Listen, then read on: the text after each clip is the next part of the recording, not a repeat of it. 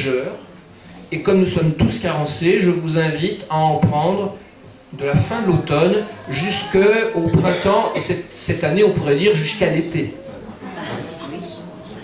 Donc les façons d'en prendre, c'est donc le bain de soleil, c'est les poissons gras morus et flétants, sous forme d'huile ou sous forme, moi j'aime beaucoup, enfin chez nous on adore tous le foie de morue, on mange toutes les semaines une petite tartine, mais c'est pas suffisant, c'est-à-dire que ce que j'ai constaté en faisant des prises de sang, c'est qu'il faut de bonnes doses, c'est-à-dire non seulement manger du foie de morue si on aime ça régulièrement, mais en plus prendre des capsules d'huile de foie de morue, et moi j'en prends plutôt 2 qu'une. Et il n'y a pas de méthylmercure dans le foie de morue? Ah bah après, si la morue a été pêchée, oui, mais on ne ferait plus rien dans ce cas-là. Et je pense que le bienfait à prendre de la vitamine D est supérieur au risque minime. Et celle qui est extraite de la laine de mouton, la D2 ou la D3, je ne sais plus, qui est... Il y a une nouvelle, j'ai vu ça dans les... Je ne suis pas au courant, mais je sais que les sources suffisantes, parce que si on fait bio super bien, mais que l'effet est minime, ça n'a pas d'intérêt non plus. Les gens qui sont en carence, on ne peut pas, enfin moi je n'ai pas réussi à les remonter par des formes naturelles.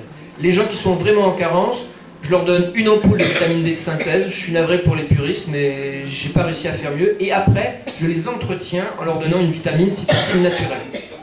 Mais quand on part de 4, on va pas manger 4 boîtes de foie de morue tous les jours, c'est pas possible. Donc, je vous disais pour la grossesse, micronutrition, vitamine D, oméga 3, ferment lactique, les vitamines divers. Beaucoup de femmes sont carencées et ne le savent pas. Toutes celles qui perdent leurs cheveux sont en carence. Hein. Toutes celles qui sont épuisées ont besoin d'un renfort. Et il y en a. Est-ce que les hommes qui perdent leurs cheveux sont aussi en carence? Je parlais de la femme enceinte ou de la femme post-accouchement. Et les carences en fer aussi. Très fréquente chez l'enfant. Alors le fer, c'est un petit peu délicat parce que quand on en manque, c'est très préjudiciable. Si on en donne trop, c'est pas bon non plus. Donc il faut contrôler la prise de sang. Et les gens qui sont en excès de cuivre. Alors il y a un de mes confrères là qui a fait tout un travail sur le cuivre, qui le décrit comme un mal important. Je ne me suis pas fait d'idée en ce qui me concerne. Mais ça... Je connais quelqu'un qui n'en a pas du tout. Ouais. Excusez-moi, si on veut avancer là... Bon, alors les traitements utiles. Je vais vous parler un petit peu du Dien Sham. Tu veux remettre sur la page Le Dien Sham, j'ai découvert ça grâce à Isabelle. Le jour du départ à la maternité, il me dit emmène-moi mon livre sur le Dien Sham. Alors bon, en bon mari consciencieux, j'emmène le livre. C'est de la digitoponcture vietnamienne. C'est un Français d'origine vietnamienne qui a fait une sorte de synthèse personnelle. Il avait un asthme très difficile à soigner, qui a fait sa synthèse entre l'acupuncture vietnamienne, et puis il a simplifié la méthode pour la réduire à des points que tout le monde peut accéder sur le visage, qu'on peut stimuler soit par la pulpe, soit par les articulations, c'est un peu plus puissant, soit éventuellement en utilisant, vous savez, les fameux stylos à 4 couleurs qui ont une tête ronde. Donc vous allez appuyer sur les points. Dans sa méthode, il décrit des points d'apaisement, points de détente, très efficaces, des points de tonification, car là encore, la santé est un équilibre, et on peut améliorer notre équilibre énergétique en stimulant des points pour tonifier et relancer la circulation, et en débloquant ce qui empêche cette circulation de circuler. Donc les points de détente nous enlèvent les blocages, et les points de tonification relancent l'énergie. Donc arrivé à la maternité, Isabelle m'a dit appuie là sur le point 61, donc c'est un point antalgique. Et c'est vrai que j'ai été assez stupéfait parce que quand je ne trouvais pas, en néophyte que j'étais, quand je ne trouvais pas le bon point, je dis appuie. Et puis dès que j'étais dessus, eh bien tout se passait bien. La douleur de la contraction s'arrête. Donc ça a arrêté instantanément la douleur de la contraction. Bon, ça c'est pour moi, parce que j'ai vu d'autres personnes pour qui ce point 61 marche moins. Mais après, voilà, il y a d'autres points antalgiques. En tout cas, convaincu par l'efficacité. Rentré chez moi, j'ai feuilleté le livre. En 3 jours, vous en savez assez pour démarrer. Hein. Et puis j'ai appliqué immédiatement les points de détente, que je suis quelqu'un un petit peu nerveux. Et alors, c'était magique, quoi. C'est-à-dire que pour m'endormir, je vous disais, c'était déroute chez nous. Hein, donc les soucis, il y avait de quoi de faire des nuits blanches. Eh bien, je me stimulais les points 124, là, les points 34, le point 26, on frotte le long des oreilles, et hop, ça m'est arrivé de me retrouver dans mon lit comme ça. C'est incroyable. Enfin, pour moi, pour elle, c'est un super effet, et pour moi, c'est un super effet. Donc pour vous, testez-le. Oui, je finis, après j'aurai la parole. Ensuite, donc j'ai fait ça depuis qu'elle est née, ça fait 2 ans et demi que j'utilise cette méthode pour m'endormir. Je l'utilise aussi parfois pour des matins difficiles pour me réveiller un petit peu. Donc là, c'est les points sur la ligne médiane. Je l'utilise sur l'autoroute quand je commence à être fatigué, parce que c'est vrai qu'avec l'imitation de vitesse maintenant, c'est un peu dur.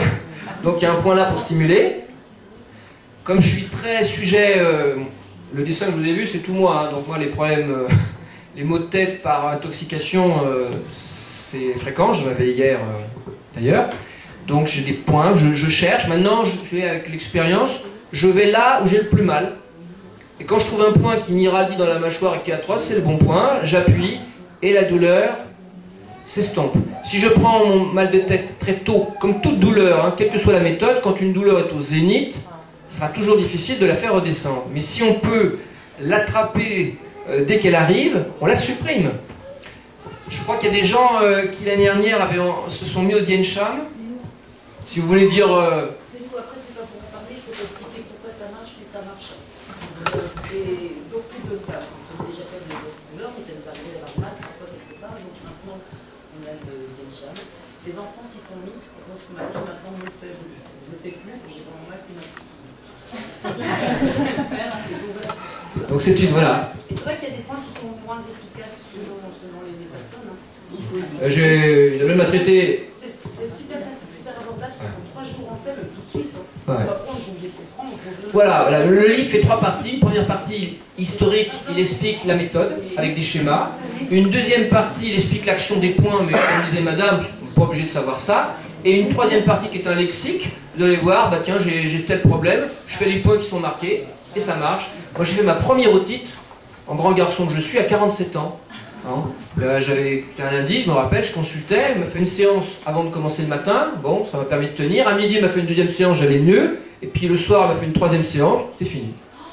3 séances, et là.